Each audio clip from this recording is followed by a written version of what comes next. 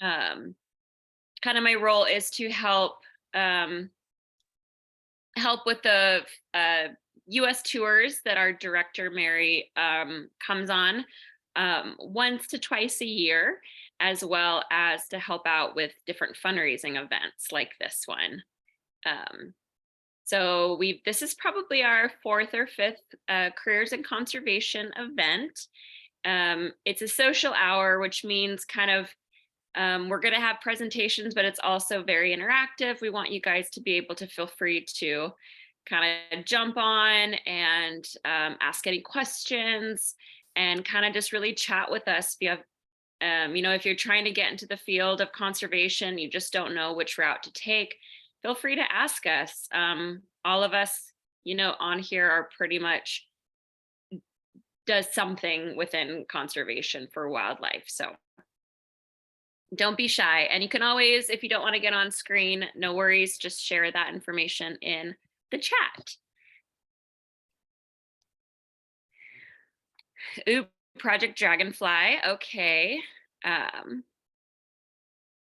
Are you an educator or are you taking the 2-year program? It'll just be easier to talk about it. I'm actually taking the program. Can you hear me? Yeah. Okay, cool.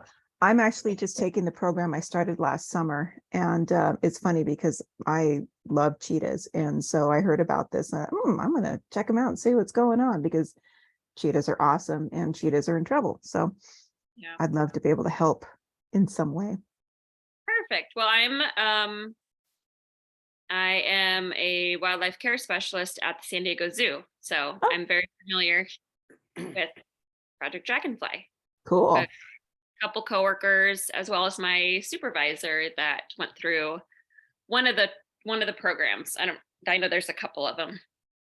Yeah, there's the global program, and then there's the advanced inquiry program, which is what I'm in. And Nikki Boyd's in that one too. Nice. Yeah. And I should have said San Diego Zoo Wildlife Alliance, not San Diego Zoo Global. That's the old name. I know. It's okay. It's still on our pay stub, so. No, there you go. Can't be too wrong. All right. Chris, retired K teacher, kindergarten teacher, I'm guessing. Yep. Awesome. Hud's bright. Yep. I visited South Africa in 2009.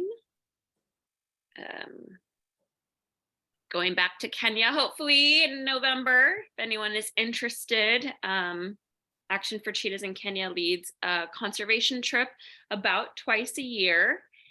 So it's a little mixture of, going on safari, staying at really nice camps, but also volunteering with the local community to support ACK.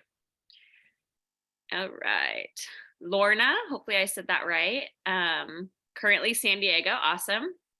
Marine Mammal Field for 10 years, currently a student. Oh, nice, perfect. Sorry, I'm not reading it all, but you guys can. Yay. Good to see all you guys. Yay. Think you have a fan base.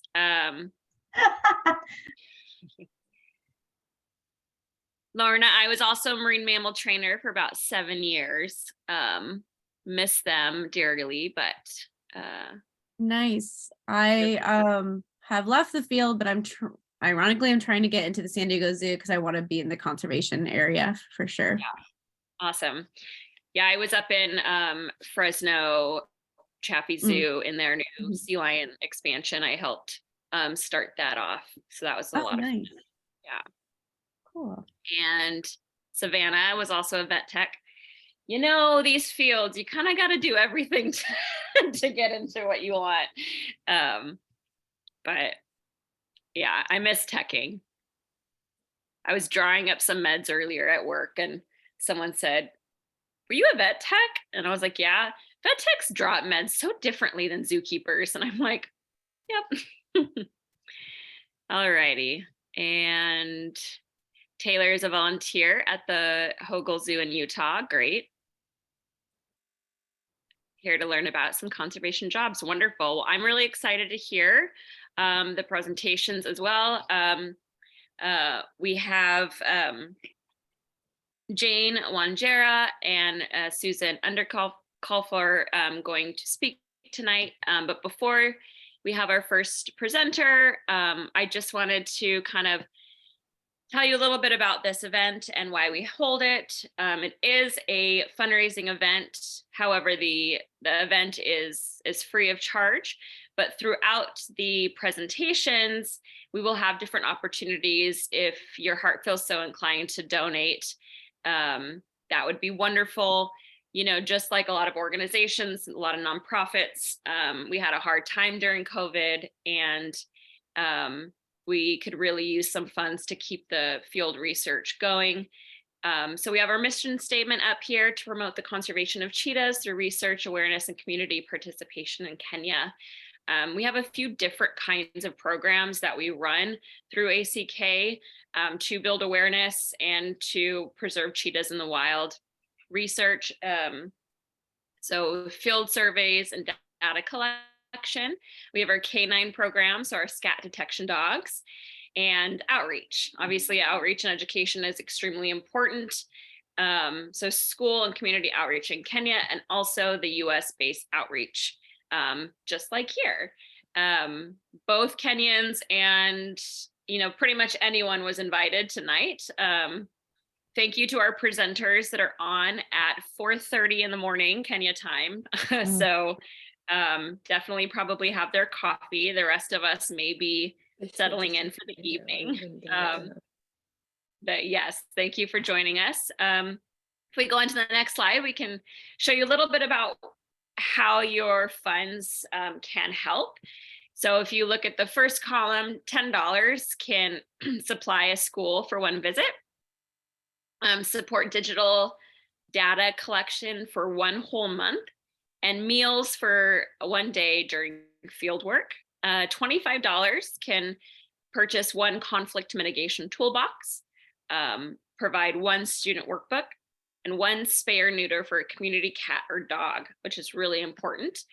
And then $50, one day of national survey field work, 1 week of dog training, and 1 week of camera trapping.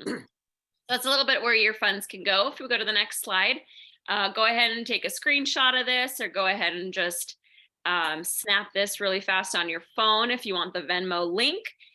This is the easiest way to donate. Other options is going online and purchasing from our cool crafts, which we'll talk about a little bit later.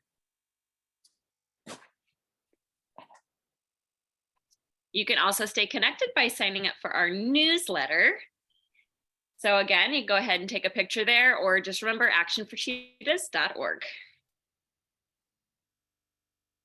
All righty.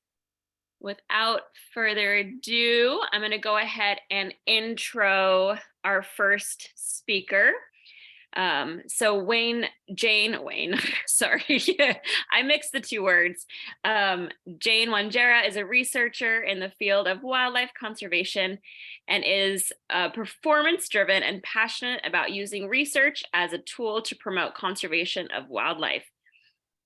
As the senior research scientist at Action for Cheetahs in Kenya, her goals are to be better at mentorship and project management while learning more about how to become an expert in data analysis, presentations, problem solving, and research, so as to ultimately make an impact in her field of expertise.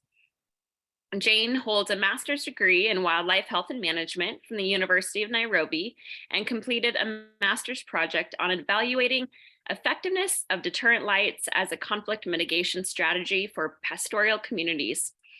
In addition to this, she published her findings in 2021. Congratulations. She enjoys traveling, especially to local national parks and hiking with friends.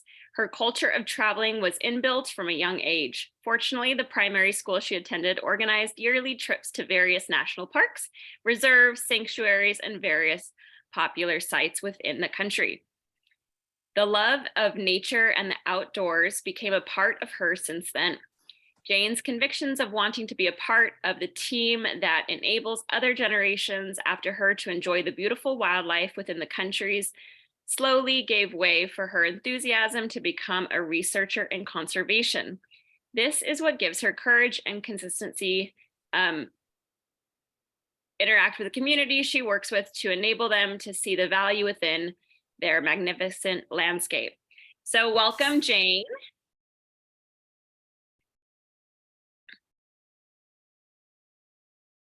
Thank you. You're welcome. I don't know if you can see me. Good morning to those who are in Kenya, and good evening to those in the US.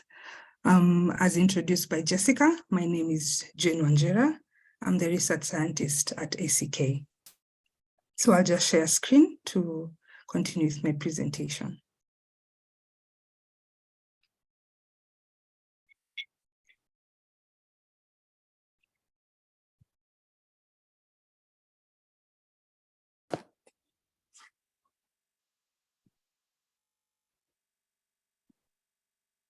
Just a minute.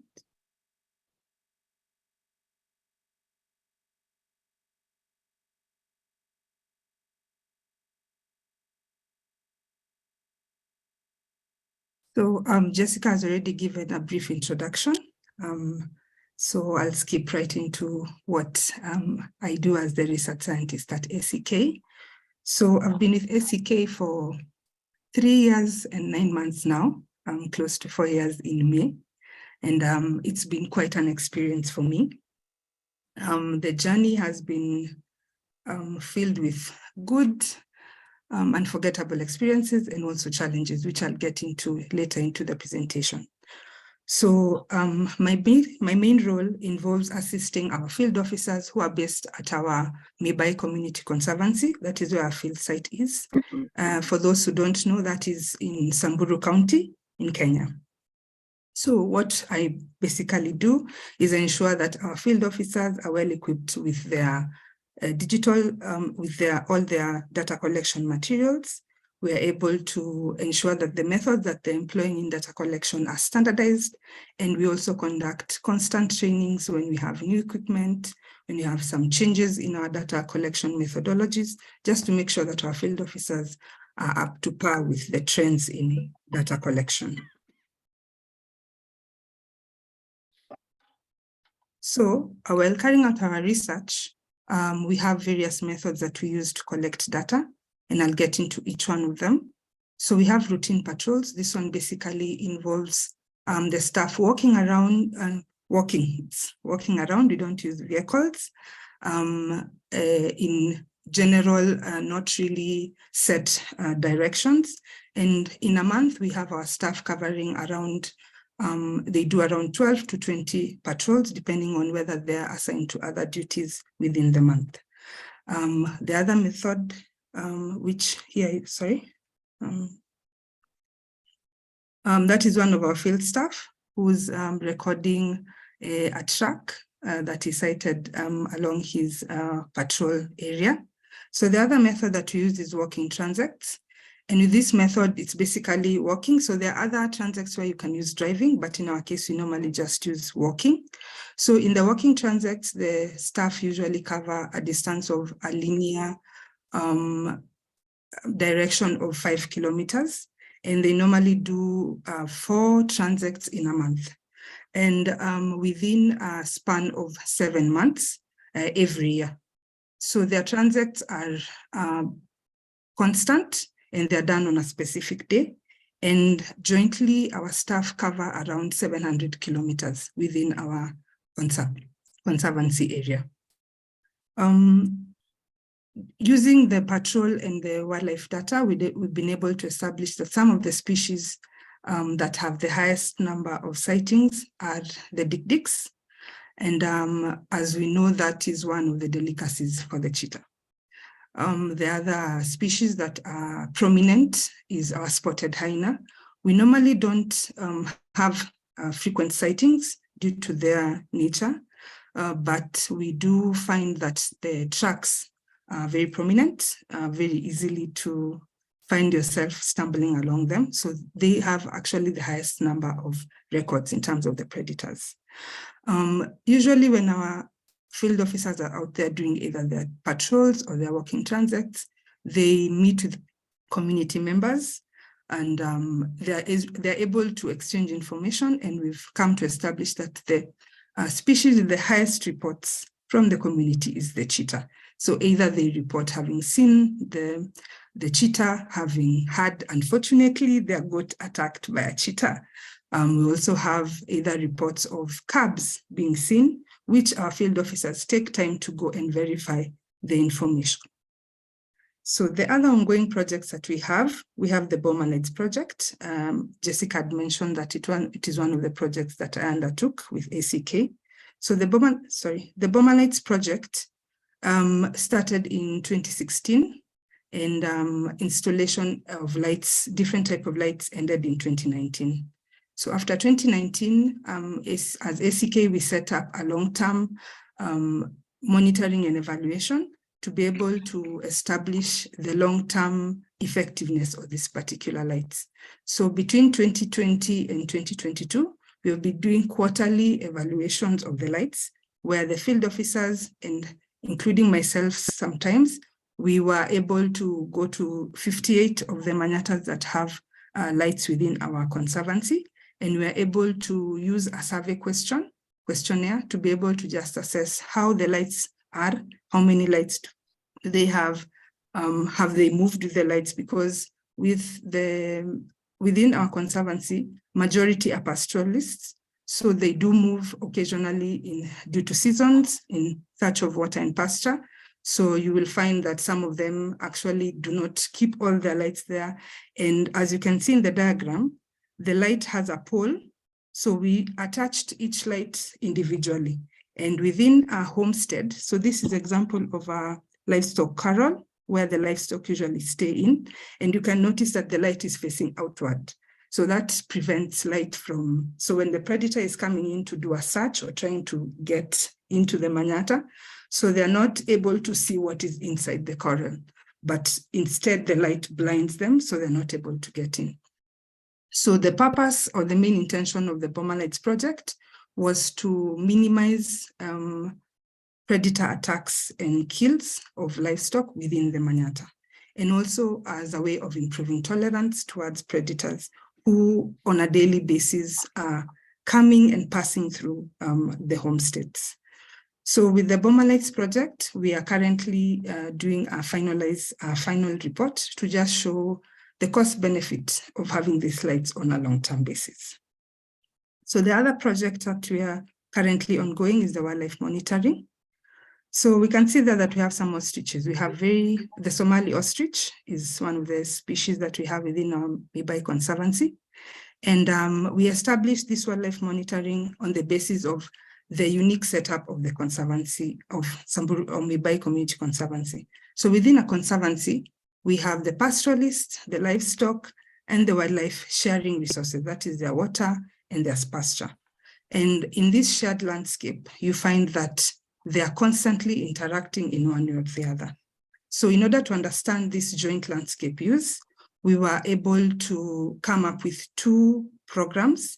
One of the programs involves mapping out our wildlife corridors.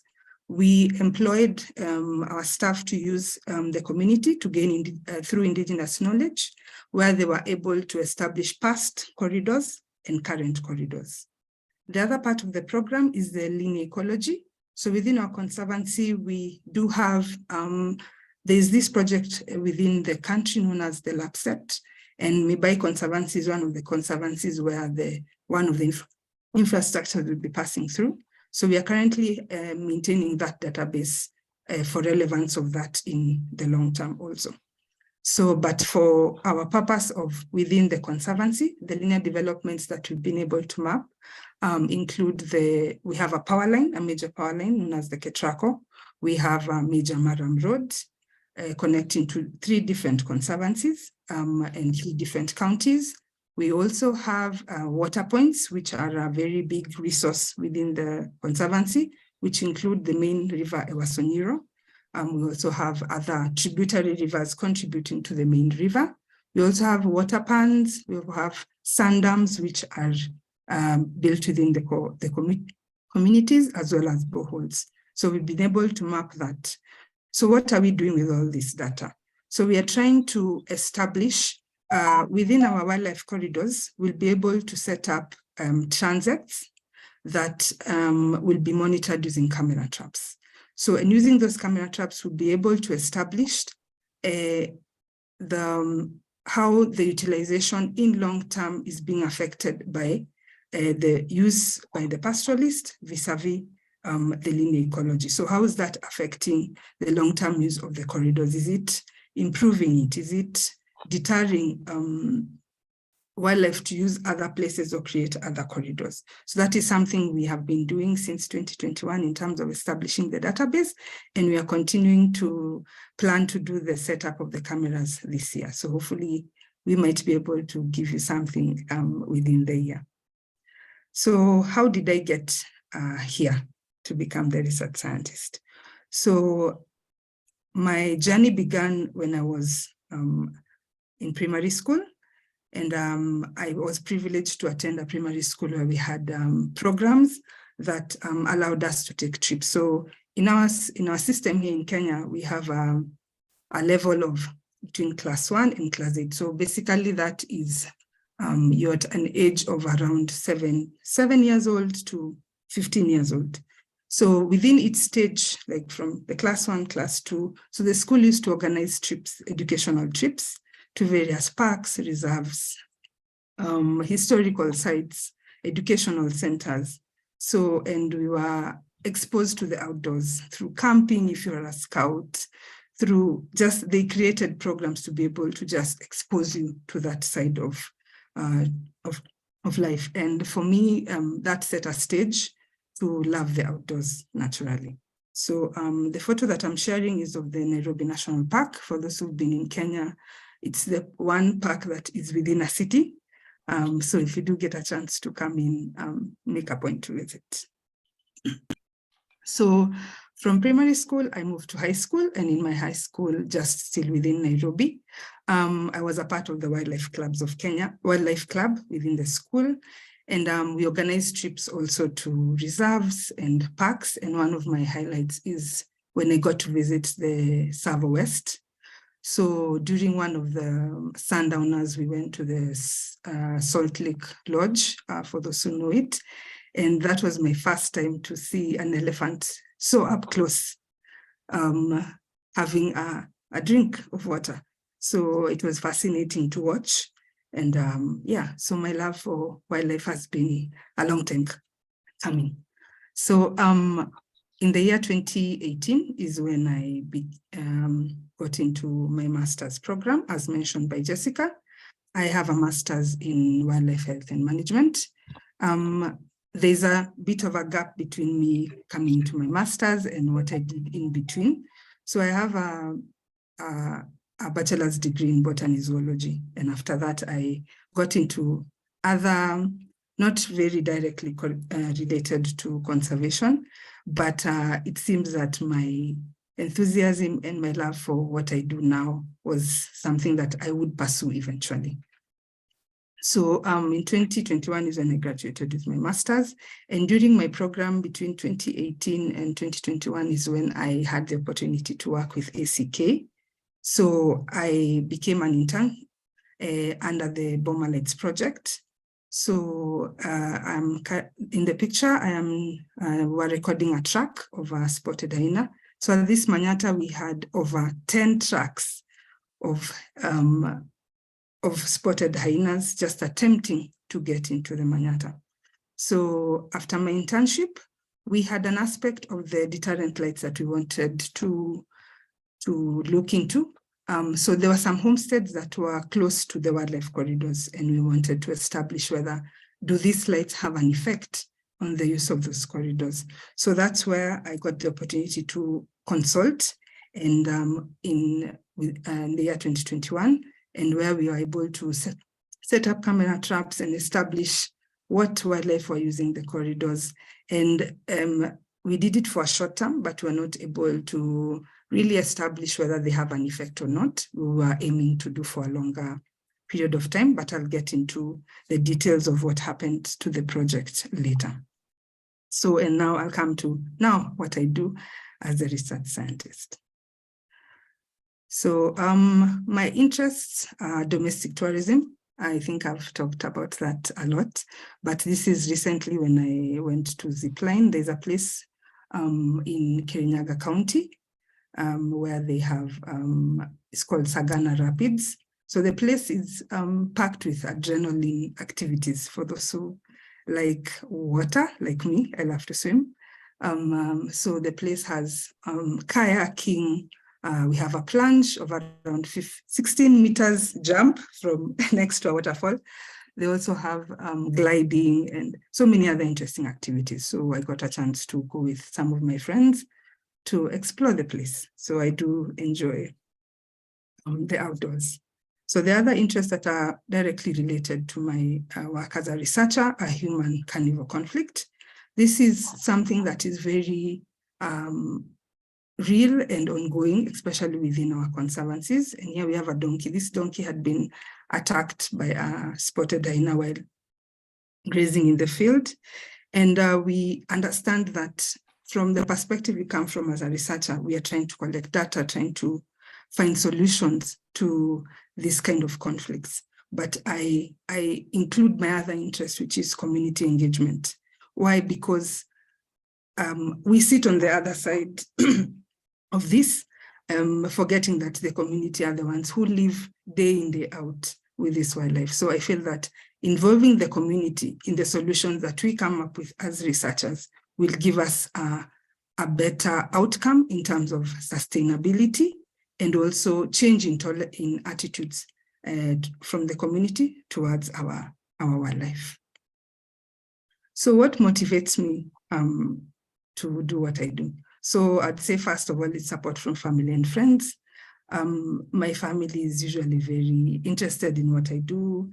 I get opportunities to sit with them and watch documentaries, even like National Geographic documentaries, and we get to have a discussion, and it's exciting, and they're always looking out for me when I'm in the field, which I appreciate. So I think that support is important when you're doing this job. So also receiving feedback from the community. So while working with the Bomalites and doing our review, we were able to just hear some feedback from the community. They will tell us that because of the lights, they sleep better.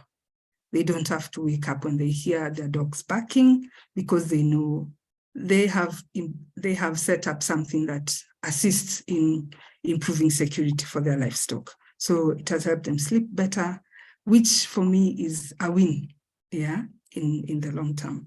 So the other feedback that I would like to share was there's an organization known as the Born Free. They actually were setting up their own community initiative they're based in the Meru National Park. While setting up one of their community initiatives, which is dubbed as the Lion Project, they initiated a program to be able to reduce carnivore conflicts within the community, and they decided to come and benchmark and see how we carried out our Bomalites project. So they came to visit our camp. Here is Cosmas and myself and some of their team who had come to just discuss with us. We took them to the field to just give them a hands-on experience. They were able to see how we set up the homesteads, how we set up the lights. They were able to interact with the community who have had the lights for a long time. And they were able to just get an insight as to what to expect on their end as they carry out this project. So this job does not come without its challenges. And as a researcher, sometimes you don't know what you signed up for until you get to the field. So sometimes the job takes you into far and wide areas for a long time. And it's not easy being away from friends and family, especially if you're trying to balance work and a social life. So the other challenges would be during your projects. One of the challenges that I'll get into, I'd mentioned earlier, while doing our camera trapping, we had, unfortunately, cameras vandalized, which led to us stalling the project and eventually had to take out the cameras and go back to the drawing board and review how we are going to reintroduce the camera traps. So as a researcher, you find yourself, you've set up all this, you've done a great proposal, you've done community engagement, you've talked to people, you set up your equipment, and then, yeah, a curveball is thrown on your end. So I think so those are just some of the things that you encounter within the job. So as I finish, I like to talk about what is our contribution individually in the conservation world. So basically, the basic definition of conservation is we're protecting all biodiversity on Earth. And it's not only one way, the way normally maybe most people have the perspective of what conservation is. Like here in Kenya, I think we relate directly conservation with Kenya Wildlife Service, but there are so many other conservation related jobs that one can get into. We have animal welfare, we have communication and marketing, we have what we know, the wildlife management. We also have wildlife, we also have ecotourism, which shows us the beauty of nature and the wildlife. So you don't have, if you're thinking about coming into this career and you're not very outdoorsy, it does not block you from getting into this career. There's so many other ways that you can contribute to conservation. So while pursuing one's interests, it's a risk. You don't know how things will turn out, but I feel that if you're passionate about something, it's something that you're interested in doing, I think it's important to try. You'd rather try and say you tried than regret having not tried at all. So my career advice would be that in whatever career you're trying to get into, not just conservation, try and equip yourself with the basic skills that you need to be able to push forward in the career. And with focus into conservation, you somehow need to carve your own niche. That is what sometimes they don't tell us, that you need to create somehow, quote unquote, your own job. You need to be able to have constantly upgrade and learn what are the trends that are coming up, what is being done out there. So you need to keep reading and reading and reading and being informed, yeah, and being on top of your game, yeah. So thank you for your time and thank you for listening to me. Thank you so much, Jane. That last bit of advice is really great. It's really important. Always learning, always changing in the conservation field. Yeah. So if you guys have any questions for Jane, feel free to turn on your mics and ask, or if you'd like, you could write them in the chat.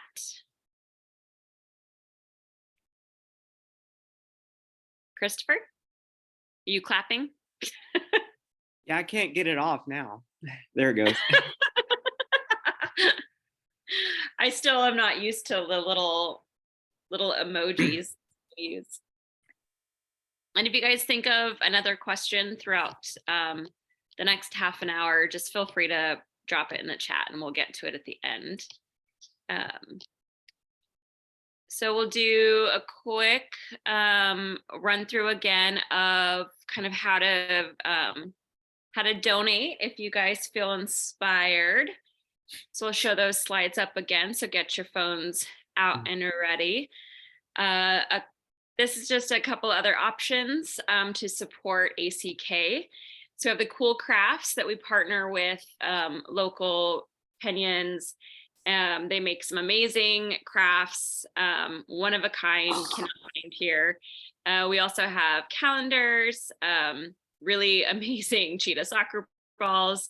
With the purchase of one goes to a local Kenyan school, and then our virtual dog adoptions.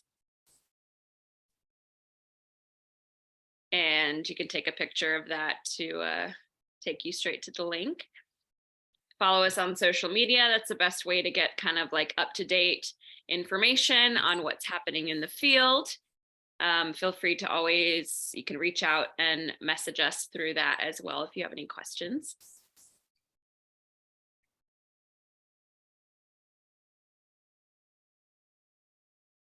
And here's the slide again. It's always good to know where your money's going. Jessica, I have a question. Of course. You mentioned a trip that you do. When is that? The trip that I will be leading is in November. November. Okay. And Yes. can we go to the website and find out more about that? I don't know if it's on the website, Mary. Is there any information on the website? On the website, it says to contact us for more information, but we don't have exact dates set yet. Got it. Yeah. Yeah, we're in the kind of the finalizing stages of the itinerary. And then once that is set, then we're going to be doing our promotional flyers and stuff. Very And good. those will be on social media. That'll probably be on our website. So, Perfect. and here again is the Venmo if you guys want to take out your phones and take a photo, or just yeah, plug that into your phone. And then you guys need a break, or are you guys ready to go on with our next presenter? Ready to go on? Perfect. All righty. So I'm excited for this presentation. I'm going to go ahead and introduce Susan Underkoffler. You might want to say your last name also, just to make sure everyone gets it right.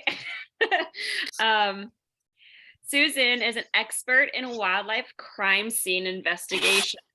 That sounds pretty intense. I love that. She holds an Associates of Fine Arts degree, 2 Bachelors of Arts degree in conservation biology and scientific illustrations from Arcadia University, and a Master's of Forensic Science from Drexel University College of Medicine. She has spent over 10 years, if you guys want to see my cat, it's right here. She has spent over 10 years applying forensic and criminalistics techniques to the investigation of animal crimes. First, as forensic manager for the Pennsylvania SPCA, where she developed the first forensic unit and handled all forensic responsibilities associated with humane law enforcement animal cruelty cases. And then as a consultant to wildlife, livestock, and companion animal organizations. For many years, she was an environmental scientist performing wetland delineations, phase 1 site assessments, and wildlife and habitat evaluations and monitoring in both Pennsylvania and Delaware. And prior to that, she researched vaccine developments using molecular biotechnology approaches with plants as vector systems. She is currently Director of Wildlife Forensic Science and Conservation graduate program at the University of Florida. Woo, that right there just excites me. I cannot wait to hear from you. Susan has traveled nationally and internationally as a professional consultant and educator for wildlife and animal cruelty crime scene investigations, and has published international research in several African countries. Her artwork and illustrations have received numerous awards and have been featured in many scientific publications and private collections. A passionate science communicator, she enjoys bringing to life her background, expertise, and commitment to conservation through her art. Her first textbook, titled Wildlife Biodiversity Conservation, was published in 2021. Wow. I'm just gonna clap right now. That's just an amazing bio. I cannot wait to hear from you, Susan, and go ahead and take it away. Okay, thank you very much. It's very, it all sounds so great, but if you knew what I do on a daily basis, I usually just sit where I'm sitting right now. and it's very hard for me to follow Jane's presentation because that was fantastic. Yes. Yeah. And mine, I don't know, will be so exciting, but let me see if I can make this work. So it's coming, it's thinking. No worries. Can you see my screen, or is it black? You can see it. It's not Okay, good. it's not like a shared slideshow There it yet. is. Yeah. Okay. It's thinking. It's so good evening, good morning for those of you on the other side of the world. Oh, I think you froze. And oh, there you go. What happened? Can you see my You screen? froze and then your screen stopped sharing. Oh dear. See what I said in the beginning about everything going wrong? It's usually what happens. Okay.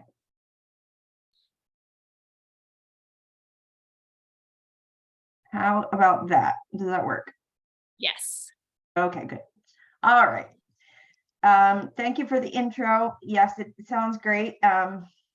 And the reason that I put all of that into the little bio thing is honestly to highlight the fact that working in conservation and working with wildlife involves so many different, there are so many different aspects to it, options within it. I have done it all, and it is all exciting. It's all a lot of fun, but sometimes where you start is not where you end up. The best laid plans don't always work out. I never envisioned doing this. I did not have a clear vision like Jane had when she was growing up. When I was growing up, I thought I was going to be an actress in Hollywood. I thought I was going to be, you name it, whatever it was, I didn't end up doing it.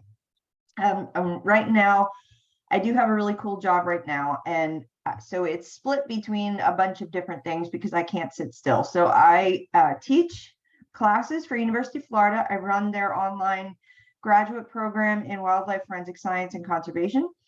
I also do consulting in wildlife crime scene investigation for various national, international organizations, private organizations for fish and wildlife. And then I also do some research, and most of my research is in Africa. And for some reason, my screen is not working for me. Hang on. There we go. So this is essentially what I do. I'm not sure. There we go. So this is the cover of my textbook. I'm working on the second one now, another one that should be coming out hopefully soon. But these pictures here on the right are what you usually see me doing, which is sitting at my desk recording lectures. The graduate program that we have is online, with the exception of our study abroad trip. Every year we take students to Botswana. Last year was our first inaugural trip, and Lorna was on that trip, yay. And it was fantastic. And that honestly was the highlight of my career thus far. So we now do that every year, but I honestly started doing a lot of different things. So when I first went to school, it was for fine arts, but then I always just loved wildlife. I just loved animal behavior. I loved animals. And I ended up getting 2 degrees because of it. And the reason is because I ended up going to Equatorial Guinea and living there for a while doing primate research when I was an undergrad. And it changed my life. And I fell in love with it. And that's where these pictures on the top here are. We were studying primates and the bushmeat trade that is rampant in Equatorial Guinea. And it really changed my focus. So I ended up with 2 degrees, and I really concentrated on conservation biology and wildlife studies. And then I took some years off and worked in a lab. And I like Jane, I love being outdoors. I love being in nature. So I took jobs where I was outside, not sexy jobs, dirty jobs, doing, these wetland delineations and invasive species surveys and you name it. And then I went and worked in a lab. And when I went back to grad school, believe it or not, I was set up until 2 weeks before I was supposed to leave, I had been admitted to Western Kentucky University. I was going to go study elephant behavior. I was going to be an elephant behaviorist, get my PhD. And best laid plans again. I heard an advertisement for a program at Drexel University in Philadelphia with that they focused in forensic science. And I loved crime novels, and I loved CSI, and I was just enamored with all of that sexy stuff on TV. And I thought, forensics, you know, what am I going to do with elephant behavior, and how am I ever going to find a job? And so I panicked, applied to Drexel. Thank goodness got accepted, canceled Western Kentucky, and ended up in a forensic science program. The problem was it was human focused. And I really wanted to try to find a way. I knew there had to be something out there for forensics and animals. And sure enough, there was. And it was at University of Florida. And so I started attending all kinds of stuff at University of Florida. Every workshop they had, every seminar they had, every organization they had, I joined. And I really got involved. And I brought all this back to my advisor at grad school, and they really just didn't know what to do with me. They were like, we don't know what this is about. Luckily, I was close enough to the Pennsylvania SPCA, which is the big organization in Philly that takes in all companion animals and handles their cruelty cases. I ended up interning with them and got hired on with them after I finished grad school, and eventually worked my way up to actually developing their first forensics unit. So I worked with their humane law enforcement, and also as a vet tech. For all the vet techs out there, I was a vet tech too. So I was kind of a liaison between the veterinary team and the humane law enforcement. And we did companion animal and livestock cruelty cases. And that's really how I got started in this. And I learned that for all of us out there who have seen CSI or, you know, read Patricia Cornwell novels and all that, that's what we do. That's honestly what we do. Anything that you can do to investigate a human crime, you can pretty much do the same thing in a wildlife or animal crime scene. It's essentially the same. There are some differences, which I'll talk about, but you know, we don't wear high heels on crime scenes. We don't wear sexy short skirts and all that kind of stuff, but it's pretty much the same. And we all know this, right? Wildlife crime is huge. It's the third or fourth, depending on your source, most lucrative crime in the world. It is rampant, and it's not just the large megafauna species. It's here in the US. It's in every country, whether it is exotic pet trade, whether it is poaching, it's bushmeat, it's everywhere. So it's important for people who are in the field, regardless of what you do in the field, whether you're a researcher, whether you're a naturalist, whether you're a botanist, I don't care. You may happen upon a scene or what may be a crime at some point, or maybe you're an expert in tracking and someone needs your help to investigate a crime. So I'm trying to get word out that everyone needs to be familiar with, you know, what to do if it happens. So I do all kinds of things if there is actually a crime scene. So if, say, like for example, like Pennsylvania Fish and Game, if they were to have a high profile case. Now, obviously we don't get called if there's a small case, right? Nobody has a budget for it. But if it's a high profile case, say a human is injured or killed by an animal, or there is a species that's threatened that is killed or whatever, it gets a lot of media attention, they will do more investigation, right? So that's maybe when they'll call me in, or they'll call us in to come help them investigate. And we do everything from roping off a crime scene with crime scene tape to, we don't chalk the body like you see in my background picture, but we mark evidence. We investigate the scene for, you know, are there footprints? Are there tracks, DNA traces, fingerprints on bottles, anything like that. It's all useful to us. So again, it's essentially the same with a few main caveats. And the biggest one is that we're not just working with one species, right? We have many, many species. And a lot of times we don't even know what the species is, because sometimes we're talking about things that come across the border.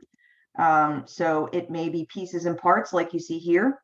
And the first thing that needs to be done is identification of whatever it is. And sometimes we can only get it to species level if we're lucky. It's very hard to individualize. There's just not, I mean, they're wild animals. We don't individualize them unless, you know, they are rhinos with microchips or, you know, those types of things. But this lab is the only lab in the world that is fully functional only for wildlife crime. And as such, well, I should say fully functional in terms of providing all the services. Now, Kenya Wildlife Service has a fantastic lab. There is a lab in South Africa that focuses on. So there are more and more labs growing, which is fantastic. The problem is funding, of course.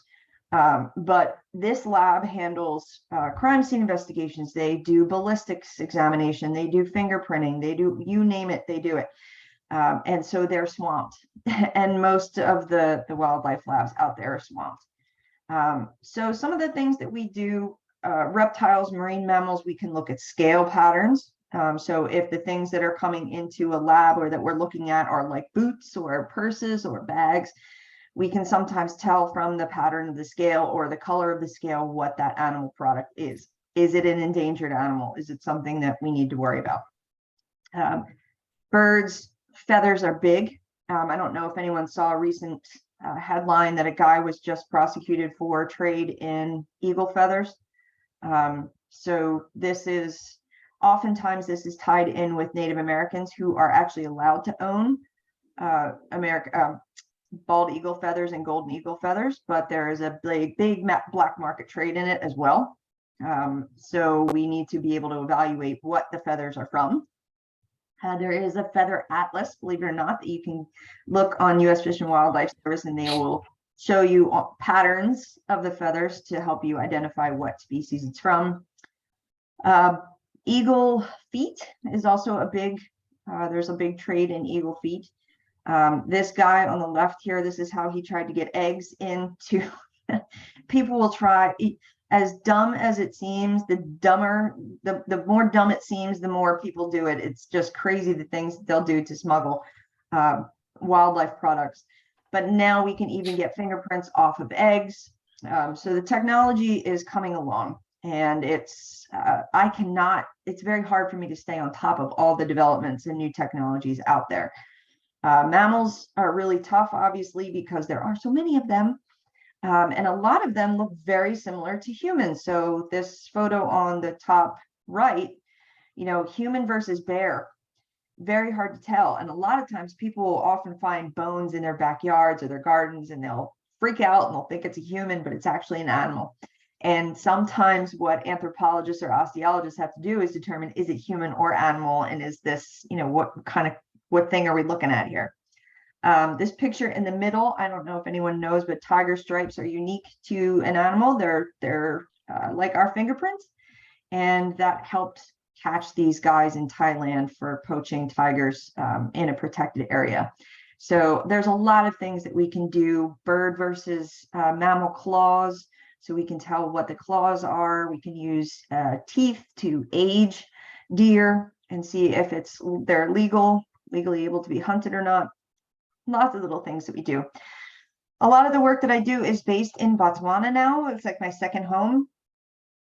So I will speed through these, but basically there's the wildlife in Botswana is just stunning, but there are some problems with human wildlife conflict. Obviously, even though there are so few people in Botswana, they're concentrated in areas where, of course, there's wildlife. And when you have humans and wildlife, you have problems.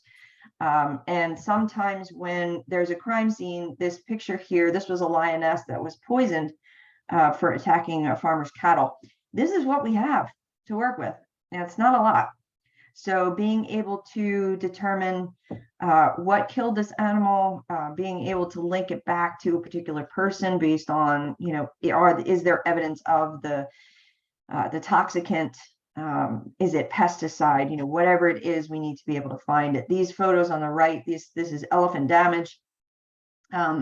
All this damage is caused by elephants, so they're very destructive and they're big and they like to make a mess. So they cause a lot of problems, but they're beautiful. Hunting and poaching is becoming a huge problem, and not hunting so much, but poaching obviously is a big problem in a lot of countries, not just Botswana, but Botswana has a huge elephant population, which some say grew during COVID because there were fewer people. There was no hunting. Botswana had a hunting ban for a while, which is now no more. So hunting is back.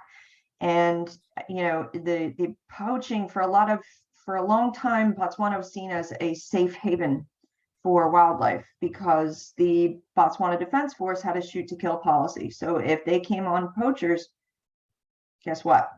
And it curbed poaching and it kept it down, but it's back now, and it's no longer the safe haven that it was. But elephants are extremely intelligent, and they know that Botswana is a safe haven, and they also know that there are hunting areas that pump water during the dry season, and so you often get herds from Zimbabwe and Zambia and South Africa traipsing into Botswana as well. So that leads to even more conflict.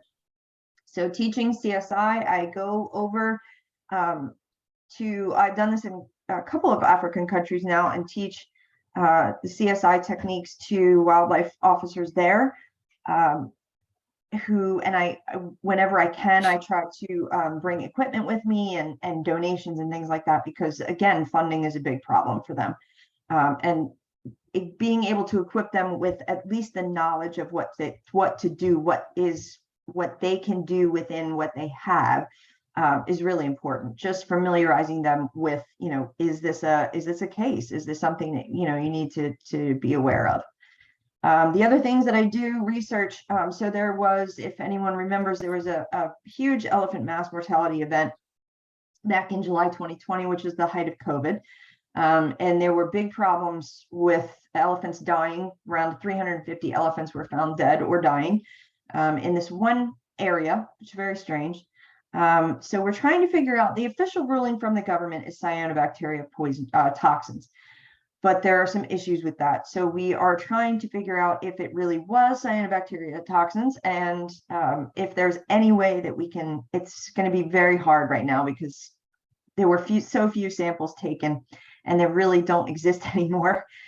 So what we're trying to do is just kind of map out the area using GIS, and seeing if we can get close enough to be able to determine whether or not there were changes in the algae growth in the water holes or vegetation changes. The strange thing about this is it was only affecting elephants and no other species that were actually drinking out of the same water holes. So very odd situation, but most scientists believe this is probably going to happen again. So trying to get to the bottom of it is key. So we're working on that. The other research that I have going on right now is elephant taphonomy, and I study decomposition. I know it sounds terrible, but it's actually quite fascinating. And the way that elephant die-offs or poachings, things like that, are investigated is aerial surveys or aerial flyovers. So if they have an incidence of poaching or mass mortality or anything like that, they do it from the air. And what they use is a system called MIKE, monitoring the illegal killing of elephants. MIKE is very inefficient because there are only 4 categories of carcasses that they use to evaluate to determine how old the carcass is. And it's extremely antiquated. It's not accurate at all. So we are working on redoing the system and trying to come up with more detailed categories for them to be able to evaluate carcass age. So that is what I'm currently working on. And then again, to mention the study abroad, this was such a blast. We had a great time. I'm sure Lorna will be in some of these pictures. There she is. This was fantastic to be able to take students to a place that I love and have them actually work hands-on with the animals and contribute to conservation causes. I mean, the places where we were, like Kama Rhino Sanctuary, they don't have the staffing, the funding to be able to collar all their rhinos. So we were able to do some of that for them, ear notch their rhinos so that they have a system of identification. And it's great for students to be able to be a part of this, actually do the work, and see what it's like to, be in an area where, I mean, look at this, you have all these species just in the same place. It's mind blowing. And I really think that, being able to bring students to a place like this has been, that was the best experience of my life. Honestly, it was fantastic. And we had a lot of fun, but we also did a lot of work. And not for the faint of heart either, when you get stuck in water and you're very close to animals and you have some close calls with some bush bashing and all of that kind of stuff. But in the end, it was a lot of fun. And where else can you say you went to class walking next to an ostrich? So it's just a blast. But I would say to those who are looking to get into conservation and wildlife careers, it is complicated. It's competitive. It can actually be soul sucking. It can make you feel very lonely, and but when I will second again what Jane said about carving out a niche for yourself. It is what I did. And I really think that when you can demonstrate your tenacity and your courage and your ability to handle hard work and, force your way in, you will succeed. I can't tell you how many applications I put out there for jobs. It will happen. I know it seems like it won't, but it will. You just have to keep at it, and don't, I know there's a lot of jobs out there sometimes that want you to, pay to work, or, and I did it. But the key is try to take on experiences where you feel like, number one, you're going to make a difference for that organization. Number two, you're going to come out of it learning something that you can put on your CV. It's going to help you. But don't give up no matter what. I mean, if this is what you want to do, it will happen. It'll just take time. But feel free to reach out to me if you want. I could talk for, my students know this. Hi, everyone. I can talk for hours about this stuff. So please feel free to email me with any questions, but stick with it. It will happen, I promise. And thank you. Thank you for the opportunity. Thank you, Susan. That was amazing and very inspiring. I know I have one question. How many of you are out there? Like, how many wildlife forensic scientists are there? Like, is that a thing? Like, It's a thing. It's a thing. How many? Most people with it, I mean, you can't go on Craigslist and look for a job wildlife forensic scientist, right? However, I have actually seen postings in the last couple of years for wildlife forensic scientists. Mostly they're in lab settings. So genetics is huge, toxicology is huge. So a lot of us are working in labs. They're working in places that are like, there's a lab near me. I actually teach remotely. So I live in Pennsylvania. I teach for University of Florida, but I live in Pennsylvania. There's a lab near me at East Stroudsburg University. There's like 4 employees, but it's a wildlife forensics lab. So a lot of these places, you really have to kind of dig to find them. But there are organizations out there like the Society for Wildlife Forensic Science. Join that. There is the International Association for Identification and the AAFS, American Academy of Forensic Sciences, that have wildlife branches. So you can kind of get out there and see who's doing what. And that's the other key to working in conservation is networking. I will honestly, I tell students all the time, I don't remember, I think I had one job in my entire life that I didn't get through someone I knew, or connected through someone I knew, or, this person knew this person. So really put yourself out there, get to know people and who's doing what, and it will make a difference. Awesome. Yes, I can put those in the chat. Thank you so much. Sure. Now, since you're working on cases that potentially involve like poaching, have you ever felt at risk on the job site? I felt at risk I never go alone.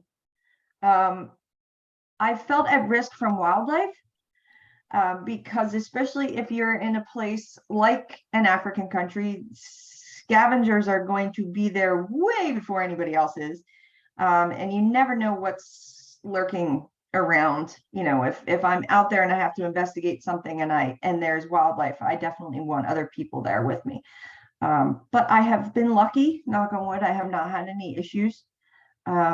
Luckily have not had any issues also with poachers still being in the area or, you know, anything like that, but it can happen. And a lot of the students in my program now are wildlife enforcement officers, and they tell me stories about, you know, the cases they've worked and things. And I have it easy. I come in after the fact, and those are the guys that really, you know, they deal with it from the beginning. So it can be pretty intense, but I think working with the wildlife can be even more intense. I have so many questions. Do you ever go to court, like to present? Yeah. Yes. And talk about soul sucking. Defense attorneys will do whatever they can to discredit you and make you look like you don't know what you're talking about. So as soon as you sit down, you know, they'll be like, so I see you got your degree. Oh, it's been a while, hasn't it? Have you kept up with the field? You know, I mean, they start in, you know, they try to make you look like you don't know what you're talking about. It's very easy to also get angry, which I don't always manage my temper too well, but yeah, it's going to court is really tough. Not only just remembering how you have to present your knowledge and the facts of the case without personal opinions. You have to do this, you know, it's just the facts. But you also have to explain it to lay people or to non-scientists and to make it, you know, and we have something in my classes that I teach called the CSI effect, where a lot of juries, if you can't present them with solid evidence like DNA, you know, everybody thinks DNA is the gold standard, they may throw the case out. You know, they just say, well, you don't have the right evidence. And it's, you know, but that's if we even get it to court. You know, a lot of these cases never get to court. Either they're just not high profile enough, they're not, you know, there's not enough value placed on them, or there's not enough money to get them there, or they did such a bad job investigating the case that it never gets there because it's thrown out or whatever. You know, it's lucky if it gets to court. And then maybe you'll have a judge who doesn't know the law, and that's always fun because judges don't know wildlife law. So it's really a mess. Jess Sorrentino posted, as a post student of yours, can you explain to the audience about what the difference is between wildlife forensics and veterinary forensics? Ooh, good question or statement. Yeah, so wildlife tends to focus on non-domesticated species. So wildlife forensics is more of, you know, not dogs and cats and livestock. Veterinary forensics tends to focus on domestic animals, livestock. You know, we had abuse cases, we had hoarding cases. Maybe it's slaughterhouse issues or, you know, issues with puppy mills. And those types of cases tend to be investigated veterinary forensically, whereas wildlife cases tend to deal more with being outside and poaching and actual or illegal wildlife trade. So things coming across the border, products, wildlife products, things like that, trophies coming in. So and you know, the big thing with wildlife forensics is knowing what is legal and what is illegal. And that can be very tough because it's not all ivory is illegal to transport and ship. And not all, you know, products are illegal. So being able to determine, is what I'm looking at even illegal versus legal? Is this a case? Is this something we need to follow up on? It can be really tough. It can be hard. So I think veterinary forensics tends to be more veterinary focused, where a lot of it is done in necropsy suites or shelters and things like that. Wildlife cases tend to be done also in labs, but in the field as well. So it's a lot more field work, I suppose. But yeah, that's a good point. And there's different levels of it depending on where you are. You know, in South Africa, I think there's like 1 or 2 people that handle the majority of investigations for rhino poaching. And it's just, we don't have enough investigators out there. And veterinarians and vet techs are very valuable to this field. So if you're a vet tech, those skills can take you far in this field, because there's not a lot of people who have technician skills or veterinary skills that also have the forensic knowledge. And that's the whole point of this program, is to say, you know, this is a real thing. Yeah, people do this and it's really important. And I think it's growing, you know, people are becoming more and more aware of it. So the more awareness, the more stuff happens. I'm definitely more aware. Like I said, I could talk forever. So I know you said that like your position, you kind of come in after the fact, but what kind of situations would there be that you partner with, say, scent detection hero rats on illegally trafficked pangolin scales? Yeah. Just an idea, just an example. One of the instructors in my program is a detection dog expert, and they actually use detection dogs for boats. It's crazy what dogs can find. It is mind-blowing. But yeah, dogs are becoming more and more useful because they are able to, number one, move faster than we are. Number two, they can scent things obviously that we can't. And, you know, they help us. And so they're also helping law enforcement now. So a lot more law enforcement you'll see in South Africa now utilize dogs. And I don't get to do that kind of fun stuff much. And I don't even get in the lab much anymore. Maybe once in a while I'll get down to campus. I have not been to campus since before COVID. My skills are getting a bit rusty. But it depends on what you want to do. There's so many different things that you can do with this degree. If you want to be a lab rat and work in a lab all the time and look at DNA is like the future of this field, genetics work. If you want to look at hair, at fish scales, at feathers, ornithology is huge. We don't have enough ornithologists that can identify birds. So if you want to specialize, you can do it and be a part of this field. Morphology is huge. You know, you don't have to be, I tell people all the time, don't feel like you need to put yourself in this hole. Like, you don't need to define yourself as one thing. You know, you can do all kinds of things within this field. Christopher. Hi, and hi, Susan. How's it going? Good to see you. Susan's one of my instructors at University of Florida, so I'm here on her invitation. So thank you for that. What about, you mentioned like DNA, hair, feathers. What about bones? Is that a specific thing? Yeah, so osteology and anthropology, big time. So even down at UF, they have where the genetics lab is, there's actually an anthropology lab, and they work with the mortuary office.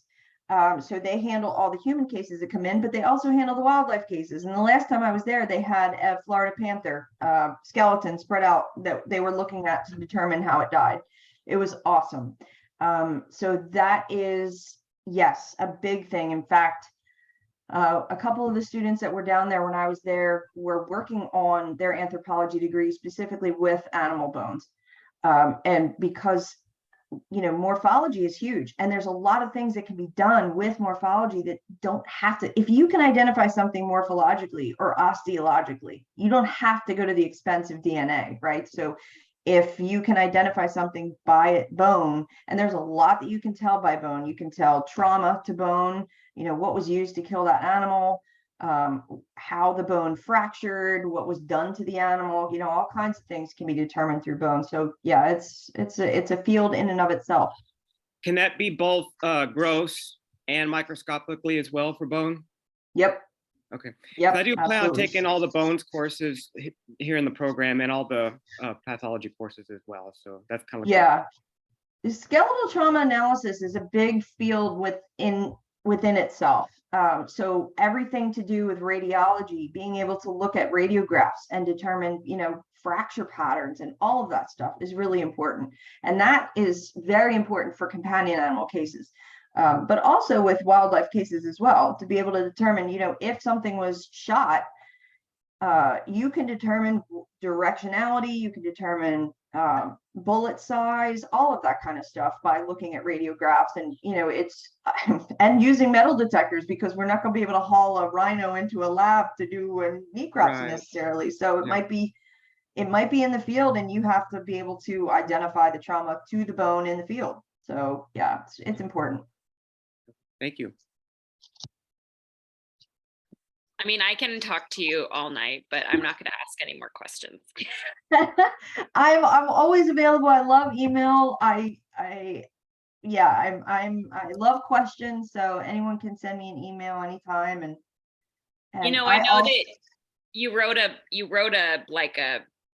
book. What do they call it? The school books, textbook. There you go. Haven't read one of those in a while. But I think you should write like a biography. I think like a day in a life. I think that would be so fascinating to read. I have to say, I love seeing everyone's cats also. It is the best. I would love to have a Zoom meeting like with my students. I'm going to set up Zoom meetings just with animals. Like, I don't want to see any of my students. I just want to see your pets. Yeah, I tend not to think what I do is all that exciting, because it's not something I do on a daily basis. I mean, my daily routine is classwork and paperwork and program development and all that kind of stuff. And if I'm lucky, I should say, I'd love to put myself out of a CSI job. At some point, maybe we won't have these cases anymore and I won't have to work. But yeah, I don't know. I have another book coming out, but it's that I'm working on now, but it's crime scene investigation. So it's not a biography, but maybe someday. Still sounds interesting. And everyone's biography is, it's like their social media pages. They want to highlight the really cool things. They leave the rest out. It's fine. Yeah, I have a lot of instructors in the program. John and Margaret Cooper teach in my program, and John and Margaret Cooper, I call them the grandparents of this field. They were the ones who really started wildlife forensics. They still go to Kenya once a year. They're in their 70s. They write books. They do, and if anybody should write their autobiography, it should be them. There's a lot of people out there doing such cool things. And, I think as a whole, this field, conservation in general, we need to put ourselves out there more and get attention to all these people doing such fantastic work. It's not highlighted enough. It frustrates me that, we worship football players, but nobody knows who the last scientist was to discover something. It's crazy, but that's my soapbox. Well, thank you so much. Obviously, enjoyed your talk very much. It is 20 past. So if anyone else has any questions, speak now or forever hold your peace. Or Susan shared her contact information. I don't remember if Jane did, but Jane works through ACK, so you can always get a hold of us if you have any more questions for Jane. And thank you guys so much for showing up today. And for those that donated, we'll put the donation barcode up one more time to our Venmo in case you missed the first couple rounds. And yeah, follow us on social media. We'll post more events, and we host these careers in conservations every 2 to 3 months or so. So keep looking out for the next ones. Everyone that comes on has just had really fascinating stories about their career. So I always look forward to them as well.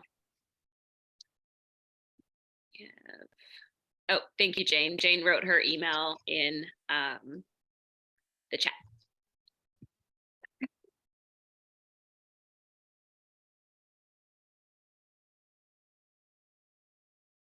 Thank you guys again for joining us, and we'll see you next time. Thank you. Thank you so much. Thank you. You're welcome.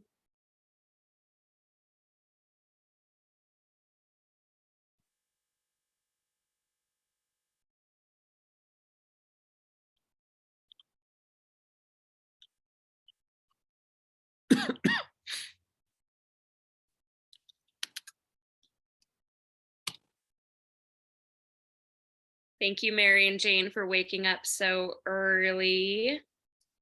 Hopefully you have a great rest of your day in beautiful Kenya. Thank you. And you too. Have a great evening. Thank you. Susan, thanks for staying up late. If this is past your bedtime, we appreciate it.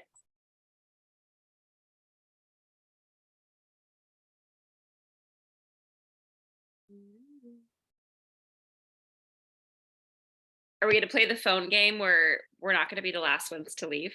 I'm just checking out the chat stuff that I missed, if any. Oh, yeah, wonderful. Oh, Not a lot of questions were put in the chat, but just a lot of, the Society for Wildlife Forensic Science. Yeah, she put them there. Okay. Yeah.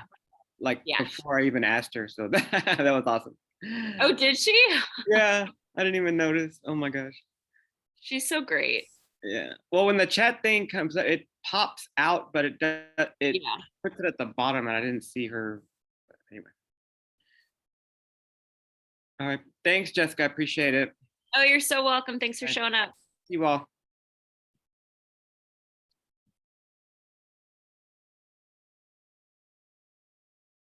All righty, Sonora. I think it went well. All right, we'll see you later. Bye. Bye.